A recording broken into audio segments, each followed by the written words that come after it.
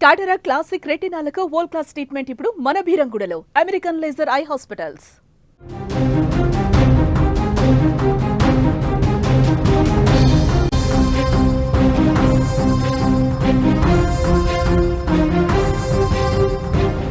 ప్రొద్దుటూరులో జరిగిన దారుణ ఘటన ఇప్పుడు రాష్ట్ర వ్యాప్తంగా సంచలనంగా మారింది.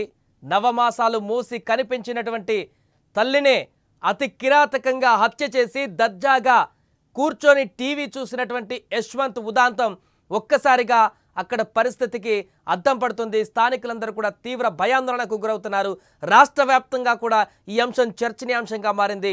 హైదరాబాద్ నుంచి ఉదయం బస్సులో బయలుదేరి లేదా ఇతరత్ర ప్రయాణ మార్గాల ద్వారా ప్రొద్దుటూరుకు బయలుదేరినటువంటి యశ్వంత్ వెంటనే అక్కడికి వెళ్ళి ఉదయమే తన తల్లితో వాగ్వాదానికి దిగి గొడవ పడి అక్కడ పూర్తిగా తన తల్లి పీకను కత్తితో కోసేసి చంపి ఆ తర్వాత ఇంట్లో నుంచి బయటకు లాక్కొని వచ్చి పడేసి ఆ తర్వాత దర్జాగా కూర్చొని టీవీ చూస్తూ ఎలాంటి ఆవేదన కానీ ఎలాంటి కలత కానీ ఎలాంటి బాధ కానీ లేకుండా అతను ప్రవర్తించినటువంటి తీరు ఒక్కసారిగా అక్కడ తీవ్ర భయానక పరిస్థితికి అద్దం పట్టింది. అసలు అక్కడ ఏం జరిగింది? 10,000 రూపాయల కోసమే ఈ యొక్క హత్య చేసినట్టుగా ప్రాథమికంగా మనకు కొంత సమాచారం అందుతుంది. అసలు హత్య దేనికి జరిగింది? ఎందుకు కన్న తల్లినే యశ్వంత్ చంపాల్సి వచ్చింది? అక్కడ తండ్రి ఏం చేస్తున్నాడు? ఇంట్లో ఏం జరిగింది? పూర్తి వివరాలు తెలుసుకునేటువంటి ప్రయత్నం చేద్దాం. మా ప్రతినిధి సుదర్శన్ లైవ్లో సిద్ధంగా ఉన్నాడు స్పాట్ నుంచి. సుదర్శన్, ఉదయం జరిగినటువంటి ఈ దారుణ ఘటన గురించి ఇప్పుడు రాష్ట్ర వ్యాప్తంగా చర్చనీయాంశంగా మారింది. కన్న తల్లిని ఇంత దారుణంగా ఎందుకు హత్య చేయగలిగాడు? బీటెక్ చదువుకున్నాడు, ఉన్నతమైనటువంటి ఐడియాలజీ ఉన్నటువంటి వ్యక్తి, ఆమె ప్రభుత్వ టీచరు, ఉద్యోగి, ఇంత ప్రొఫైల్ అంతా బాగుంది కుటుంబ సభ్యులది, అయినా ఇంత దారుణమైనటువంటి హత్యకు పాల్పడ్డాడు ఆ కుమారుడు. ఏం జరిగింది ఇంట్లో? అంతకుముందు ఏమన్నా గొడవలు ఉన్నాయా? అక్కడ స్థానికులు ఏం చెప్తున్నారు? యువత పెడదోవ పడుతున్నారు అని చెప్పడానికి ఇదే సరైన ఉదాహరణ. ఎంతటి దారుణాలకైనా వెనుకాడట్లేదు. కేవలం జల్సాలకు అలవాటు పడుతున్నారు. అంటే చదువు అయిపోయిన తర్వాత బాధ్యతగా ఉద్యోగం చేసి తల్లిదండ్రులు పోషించాల్సినటువంటి బాధ్యతను తీర్చుకోవాల్సినటువంటి పిల్లలే చివరికి వాళ్ళ జల్సాలకు సరిపడినంత డబ్బులు ఇవ్వలేదన్న కారణంతో ఆ తల్లిదండ్రులని దారుణంగా హత్య చేస్తున్నటువంటి ఉదంతాలు వెలుగులోకి వచ్చాయి. ఈ రోజు ప్రొద్దుటూరులో జరిగినటువంటి సంఘటన కూడా అలాంటిదే. ఒక్కసారిగా ప్రొద్దుటూరు మొత్తం ఉలిక్కి పడింది. వంటింట్లో వంట చేస్తున్నటువంటి, అంటే కొడుకు చాలా రోజుల తర్వాత ఇంటికి వచ్చాడు, కొడుకు కోసమే ఇష్టమైనవి వండి పెట్టాలని వంటగదిలో వంట చేస్తున్నటువంటి తల్లి గొంతు కోసి మరి చంపి బాడీని అతి కిరాతకంగా ఆ వరండాలోకి లాక్కొచ్చినటువంటి సంఘటన ఇప్పుడు ఆ హృదయ ఉదారకమైనటువంటి దృశ్యాలను చూసిన అందరూ కూడా ఒక్కసారిగా ఆశ్చర్యపోతున్నటువంటి పరిస్థితి కనిపిస్తూ ఉంది. మంచి మంచి స్కూల్స్ లో చేర్పించారు, అలాగే మంచి కాలేజీలో బీటెక్ కూడా చేర్పించారు. అయితే ఒక పండిత పుత్ర పరమసుంట అన్నట్లు తన తల్లి టీచర్ గా పనిచేస్తుంది. అయితే టీచర్ కొడుకుగా ఉన్నటువంటి యశ్వంత్ రెడ్డి ఏ రోజు కూడా చదువులో ఉన్నతంగా రాణించలేదు, చదువులో సరిగ్గా ప్రతిభను కనబరచలేదు. అయినప్పటికీ బీటెక్ ఏదో విధంగా కంప్లీట్ చేశాడు, కానీ తర్వాత తనకు సరైన స్కిల్స్ లేని కారణంగా ఉద్యోగం రాలేదు. ఉద్యోగం తెచ్చుకోవాలన్న పట్టుదల కూడా ఎక్కడా కూడా తను ప్రదర్శించిన పరిస్థితి లేదు. కోచింగ్ పేరుతో ఉద్యోగానికి ట్రై చేస్తున్నానన్న పేరుతో హైదరాబాద్ లో 4 ఏళ్లుగా కాలక్షేపం చేస్తూ వచ్చాడు. ఈ 4 ఏళ్లుగా తన ఖర్చులకు సరిపడిన డబ్బులంతా కూడా తన తల్లి టీచర్, ప్రభుత్వ ఉపాధ్యాయుడిగా పనిచేస్తున్నటువంటి తన తల్లి జీతం డబ్బుల నుంచే కొడుకుకు పంపించేది. అంటే చదువు పూర్తయిన తర్వాత కూడా కొడుకుకు కావాల్సినటువంటి డబ్బులు అన్ని అరేంజ్మెంట్స్ కూడా తల్లిదండ్రులు చేసేవాళ్ళు. తర్వాత అయినా టైం తీసుకుని ఉద్యోగం సంపాదించాల్సినటువంటి కొడుకు, సరే ఉద్యోగం మాట అటుంచితే కనీసము మంచి సత్ప్రవర్తనతో తను చిత్తశుద్ధితో ఉద్యోగానికి ట్రై చేస్తున్నాడన్న ఒక దాఖలాలు కూడా లేవు. చివరికి తల్లిదండ్రులు తన జలసాలకు సరిపడినంత డబ్బులు ఇవ్వలేదన్న కారణంగానే తల్లిని హత్య చేసినట్టుగా తెలుస్తుంది. ఈ హత్య ఉదంతానికి గల కారణాలను ఒక్కొక్కటి తెలుసుకుంటూ ఉంటే గుండె తరుక్కుపోతుంది. అరే, ఒక కొడుకు తల్లి పట్ల ఇంత దారుణంగా దిగజారుతాడా? అసలు అతని మానసిక స్థితి ఏ విధంగా ఉంది? అంటే అన్ని రోజుల పాటు ఆ ఇంట్లో కలిసి పెరిగినటువంటి, తనకు అల్లారు ముద్దుగా పెంచినటువంటి తల్లి గొంతు అతితో కిరాతకంగా కోసే సిచ్యుయేషన్, అతని మెంటాలిటీ ఏ విధంగా ఉందనే దాన్ని ఒకసారి అనాలిసిస్ చేసుకుంటే పోలీసులకు కూడా గగురుపరిచే విషయాలు దీంట్లో వెలుగులోకి వస్తున్నాయి. కొద్దిసేపటి క్రితమే మృతురాలు లక్ష్మీదేవి బాడీకి పోస్ట్ మార్టం పూర్తయింది. ఆమె మృతదేహాన్ని ఇంటికి తరలిస్తున్న పరిస్థితి. ఆమెతో పాటు కలిసి పనిచేసినటువంటి ఉపాధ్యాయులందరూ కూడా హాస్పిటల్ దగ్గరికి వచ్చారు. వాళ్ళందరూ కూడా కన్నీరు మున్నీరు అవుతున్నారు. తన కొడుకు గురించి ఎంతగానో గొప్పగా చెప్పేది లక్ష్మీదేవి. తన కొడుకును అది చేయాలి, ఇది చేయాలి, మంచి కాలేజీలో చదివించాలి, గొప్పవాడిగా తీర్చిదిద్దాలని ఆరాటపడేది. అంటే ఒక ఉపాధ్యాయురాలిగా ఎంతో మంది విద్యార్థుల భవిష్యత్తును తీర్చిదిద్దినటువంటి లక్ష్మీదేవి తన కొడుకు భవిష్యత్తును తీర్చిదిద్దలేకపోయింది. ఒక ప్రభుత్వ ఉపాధ్యాయురాలుగా ఉన్నటువంటి లక్ష్మీదేవికి ఆ స్థితిని చూసి సాటి ఉపాధ్యాయులందరూ కూడా కన్నీరు ముని ఆ మార్చిడిలో పోస్ట్ మార్టం ప్రక్రియను మొత్తం కూడా వాళ్ళు పర్యవేక్షించి ఇప్పుడే అక్కడి నుంచి వెళ్ళిపోయినటువంటి పరిస్థితి. అంటే వీళ్ళ ఫ్యామిలీ బ్యాక్గ్రౌండ్ కూడా చూస్తే పెద్దగా బంధువులు ఎవరూ లేరు. ఈమె లైట్ గా ఫిజికల్ హ్యాండిక్యాప్డ్ అయినప్పటికీ కూడా ప్రభుత్వ ఉద్యోగం చేస్తూ ఇటు భర్తను కొడుకుని బాగా చూసుకునేది. అయితే నిన్న ఈ రోజు ఉదయం జరిగినటువంటి సంఘటనలు మనం ఒకసారి గుర్తు చేసుకుంటే ఎగ్జాక్ట్లీ మార్నింగ్ 6:30కి యశ్వంత్ హైదరాబాద్ నుంచి ప్రొద్దుటూరికి ఊరికి వచ్చాడు. ఊరికి వచ్చి రాగానే అబ్జర్వ్ చేశాడు తను ఆ ఇంట్లో పరిస్థితులు ఎలా ఉన్నాయి ఏంటి అనేది.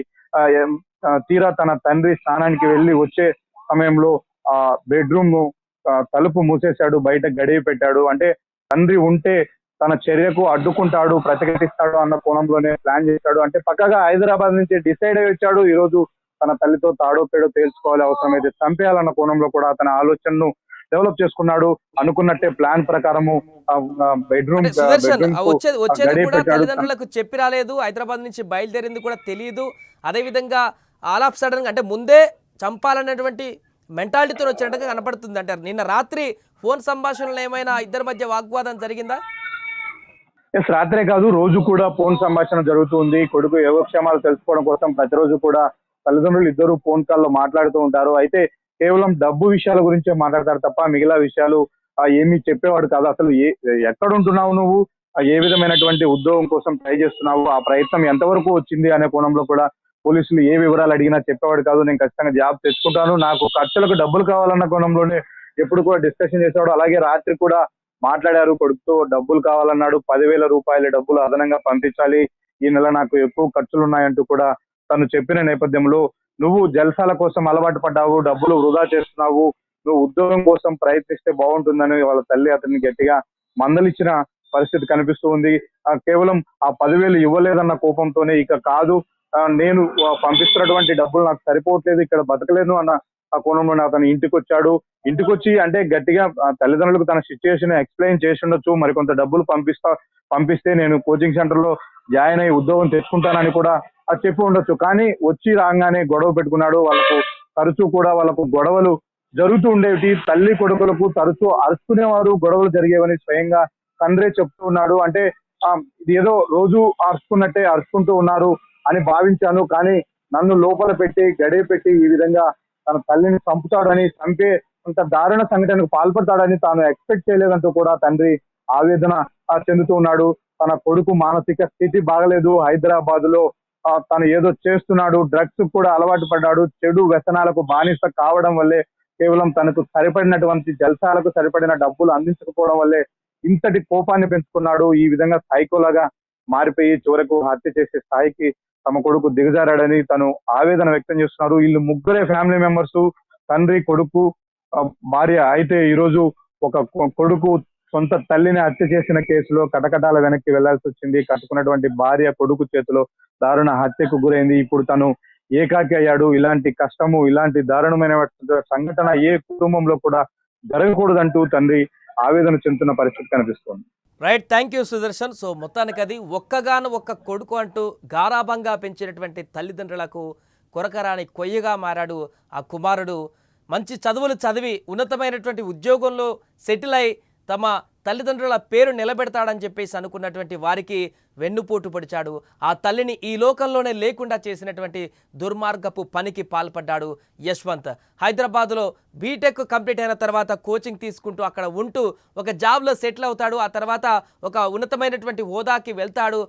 నా కొడుకు ఒక మంచి జాబ్ వస్తే ఆ తర్వాత పెళ్లి కూడా చేసి ఒక కుటుంబానికి ఏర్పరచుకుంటాడని చెప్పేసి కలలు కన్నటువంటి ఆ తల్లిదండ్రుల కలల్ని వమ్ము చేశాడు. అంతేకాకుండా ఒక రాక్షసుడిగా మారి కన్న తల్లినే అతి కిరాతకంగా చంపినటువంటి ఘటన.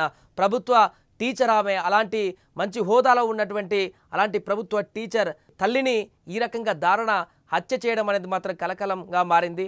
అంటే గతంలో ఇలాంటి ఘటనలు జరిగినప్పుడు కొడుకుల్ని మందలించడమో, లేకుంటే చదువు అయిపోయిన తర్వాత ఉద్యోగం కోసం అన్వేషణలో ఉన్నటువంటి కొడుకులను మందలించడమో, లేకుంటే ఇతరత్ర కారణాలు చేస్తే ఆ ప్రెజర్ ఎక్కువై పిల్లలు ఎవరైతే ఉన్నారో వారు ఆత్మహత్యలు చేసుకున్న ఘటనలను చూసాం. కానీ ఇలా తల్లిదండ్రులు నువ్వు ఉద్యోగం చేసుకో, బాగుపడని చెప్తే ఇంత దారుణంగా తన యొక్క మనసులో క్రూరత్వాన్ని పెంచుకొని కన్న తల్లినే అత్యంత కిరాతకంగా గొంతు కోసి చంపినటువంటి ఘటన మాత్రం ఇదే మొట్టమొదటిదని చెప్పుకోవచ్చు.